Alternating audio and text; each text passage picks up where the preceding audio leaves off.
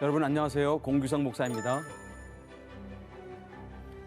훈민복음, 세상을 깨우는 말씀을 통해 만물을 창조하신 하나님 말씀을 믿고 그 말씀에 귀를 기울이는 시간이 되기를 소망합니다. 오늘도 귀한 세 분 자리해 주셨습니다. 반갑습니다. 안녕하세요. 반갑습니다. 반갑습니다. 네, 반갑습니다. 우리 지난 시간 강의 내용 잠깐 짚고 넘어갈까요?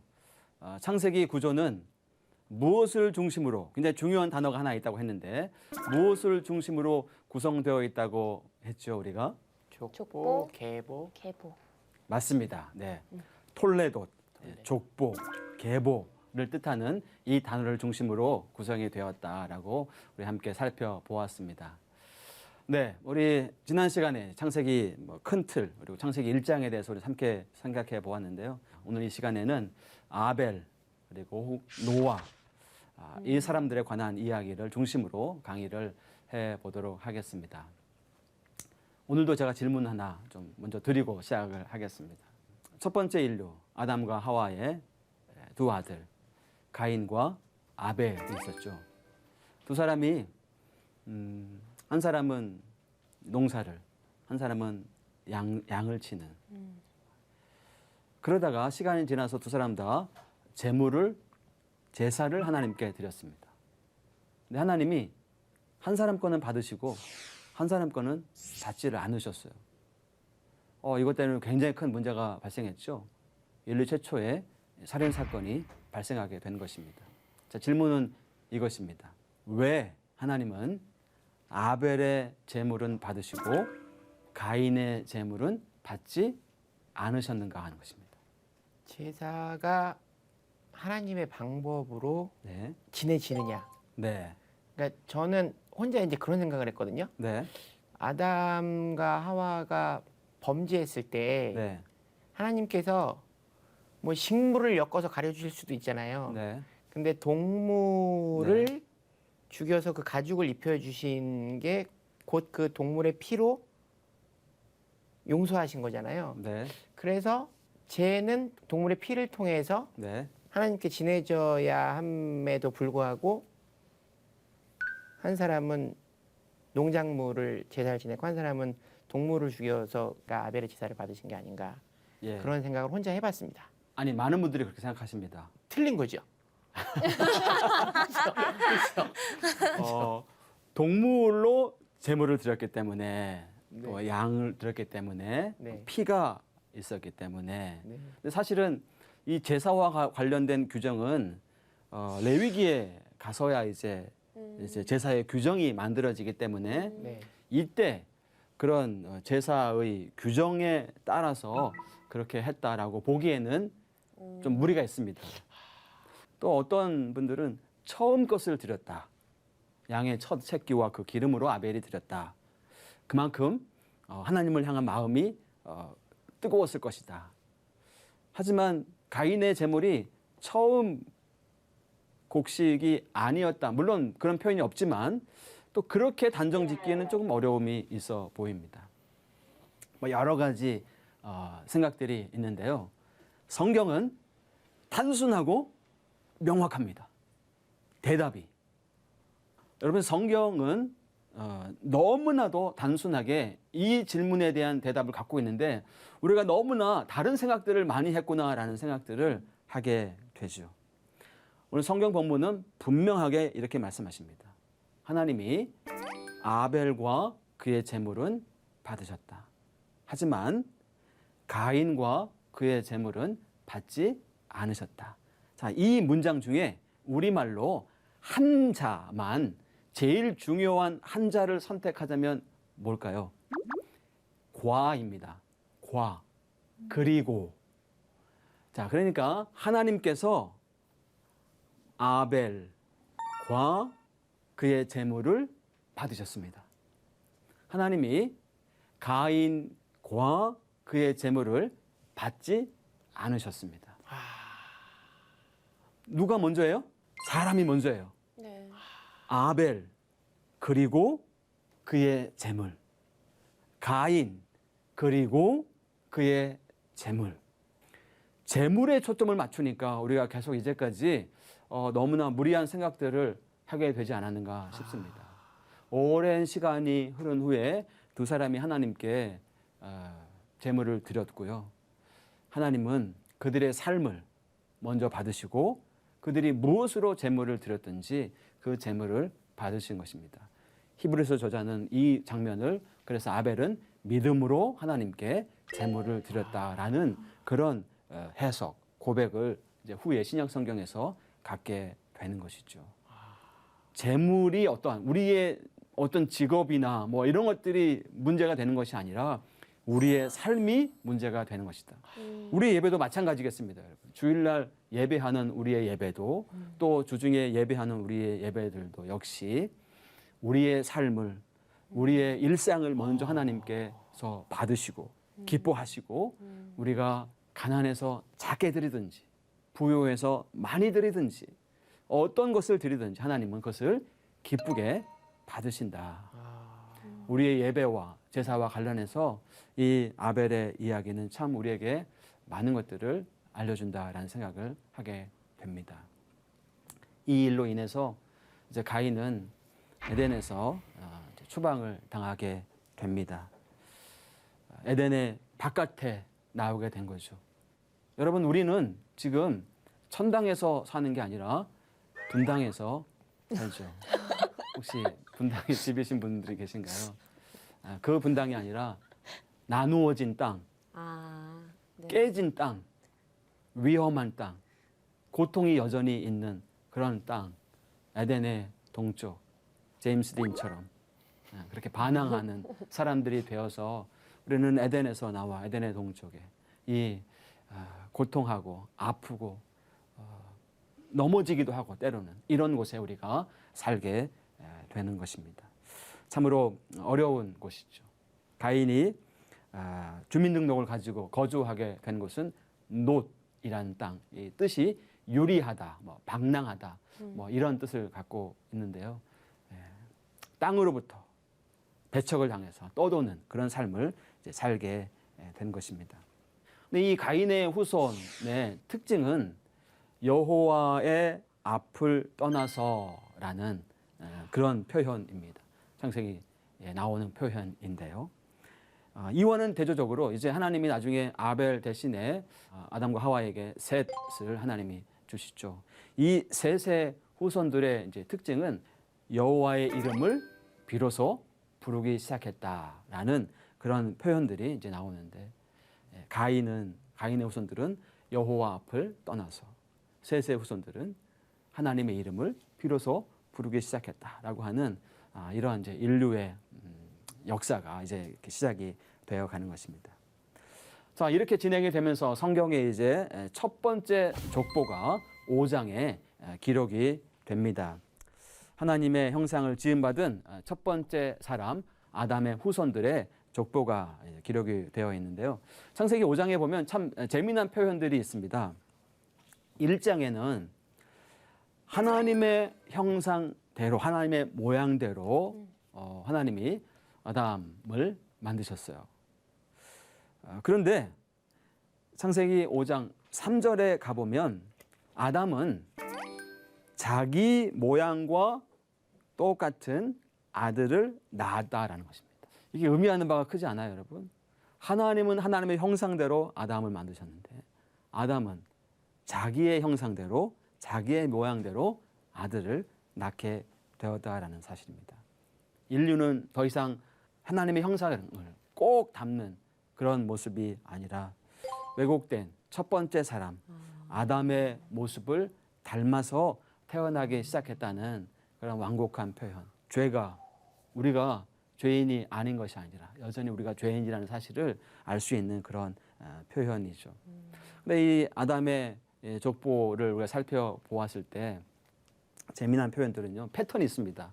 누구를 몇 살에 낳고 그 다음에 살고 몇 살을 더 살고 그리고 몇 살에 죽었다라는 표현이죠. 낳고 살고 죽고. 그러면 죽음이 끝인가? 우리 인류에게 죽음이 마지막인 것인가? 그렇지 않다라는 사실을 예로 우리에게 보여준 좋은 소식을 복음을 들려주는 것인데 바로 그것이 에녹의 이야기이죠. 에녹. 한평생 하나님과 함께 동행하면서 길을 걸었던 사람입니다. 365년. 이 숫자는 참 뭔가 의미가 있잖아요, 여러분. 오늘 우리 시대에 온 생애를, 일평생을 하나님과 함께 동행했다. 함께 하나님과 먹고 자고 울고 웃고 살았다는 표현이지 않을까 싶습니다. 자, 이렇게 해서 인류의 모습들이 이제 나타나게 되는데요.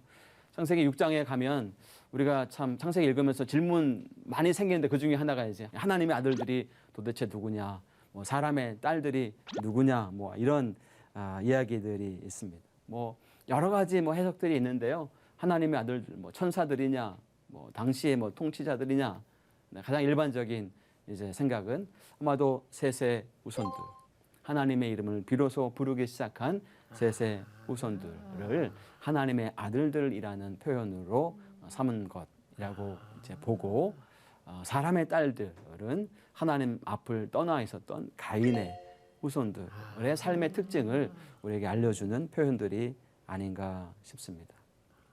자, 이렇게 셋의 후손들, 또 가인의 후손들의 이야기가 이렇게 이제 이어지게 됩니다. 그러다가 이제 서로 동화가 되는 거죠. 하나님의 아들들과 사람의 딸들이 만나서 결혼을 하게. 문제의 핵심은 혼합의 결혼이었습니다.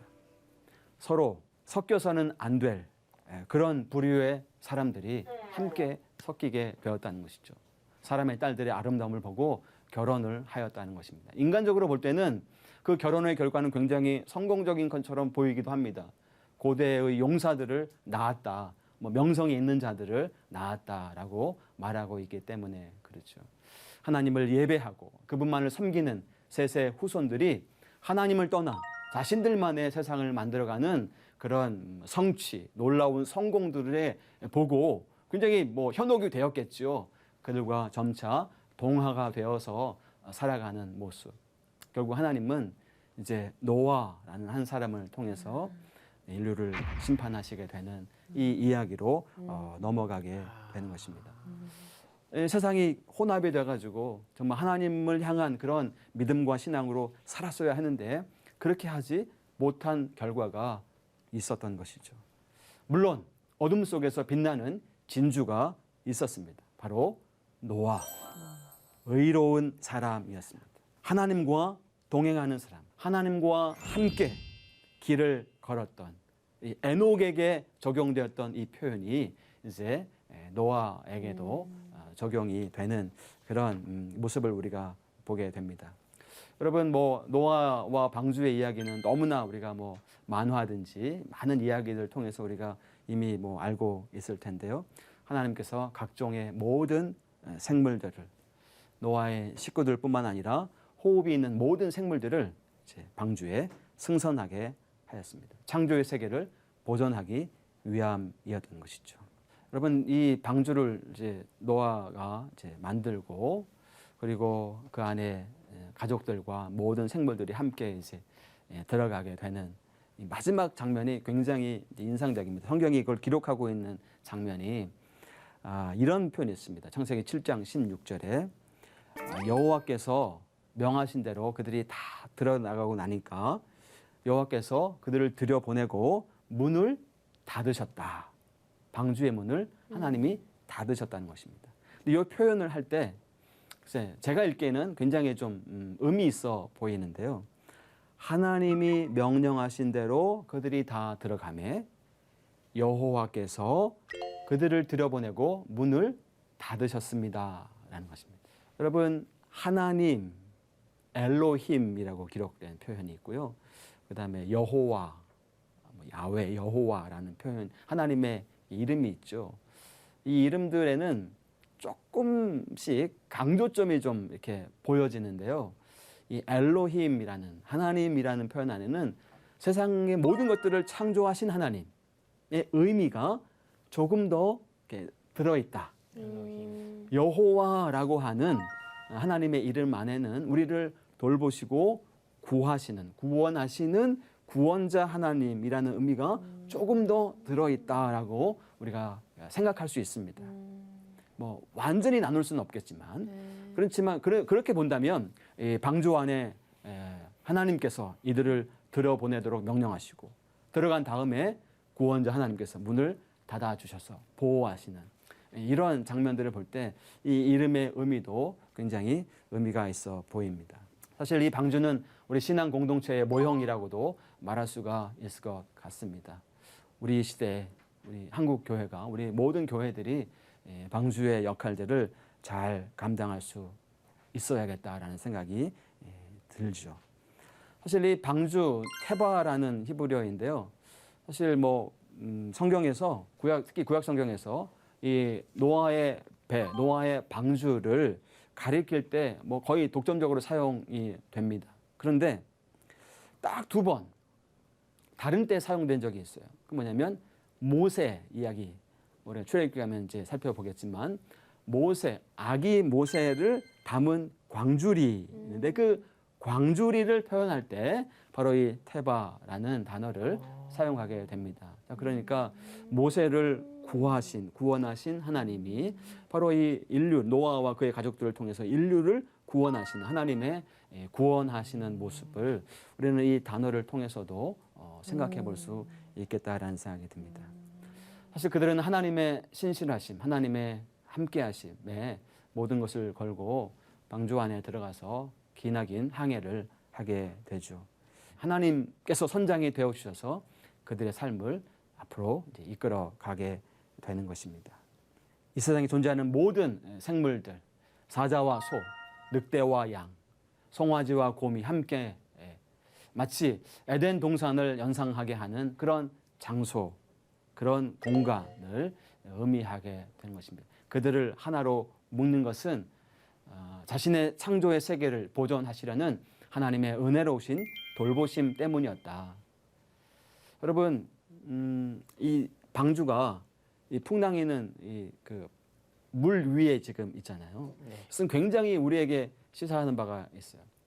물 위에 있지만 물에 속하지는 않은, 세상에 우리가 있지만 세상에 속하지는 않은, 세상에 영향을 주지만 세상과 하나가 되지는 않는 그런 우리의 모습을 보게 됩니다.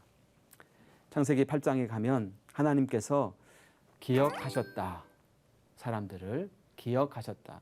모르고 계시다가 얘네들 방주에 있었지. 이게 아니라 네. 기억이라는 단어는 하나님이 모르신 게 아니라 하나님이 이제 새로운 구원의 행동을 하신다라는 어떤 그런 표현이 그렇죠. 있습니다. 네, 맞습니다. 예. 우리들도 역시 기억해야 돼요. 하나님도 기억하시지만 우리는 더 기억을 해야 합니다. 여러분, 우리는 기억하는 공동체다 이렇게 말할 수도 있겠어요. 글쎄요, 이게 뭐 정확히 맞는 말인지는 모르겠으나 영어에 기억하다라는 말은 remember이죠. 네. 이 단어를 이렇게 나누어 보면 어떨까요? remember. 그러니까 우리가 기억한다는 것은 다시 멤버가 되는 거다. 우리가 하나님의 이야기를, 우리가 노아의 이야기를, 엄청나게 오래된 이야기를, 이게 도대체 언제적 이야기인지 우리가 가늠할 수 없는 이 오래된 이야기를 우리가 왜 읽어야 합니까? 왜 기억해야 합니까? 우리가 아브라함의 이야기를, 야곱의 이야기를, 요셉의 이야기를 다시 읽어야 하는 이유가 뭡니까? 기억하기 위해서입니다. 하나님이 하신 일들을 기억하고 그랬을 때 우리는 다시 멤버가 되는 거죠.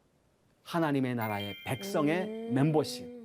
네. 하나님의 자녀로서의 멤버십을 회복하게 되는 것입니다. 아멘. 우리가 겪었던 삶의 간증들도 마찬가지입니다.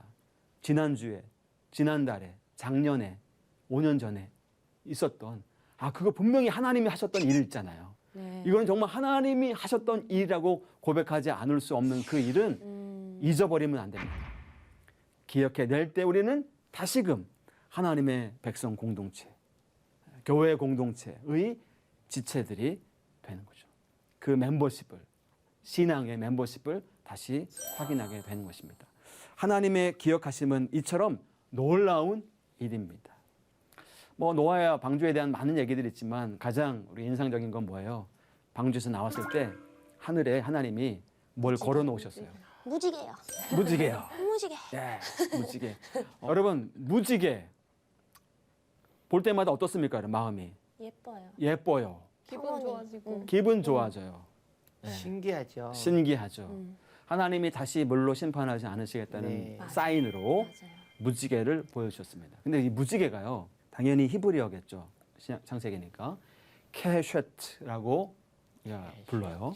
근데 이 케쉐트는 두 가지 의미를 갖고 있습니다. 하나는 무지개이고요, 하나는 활입니다. 활? 활.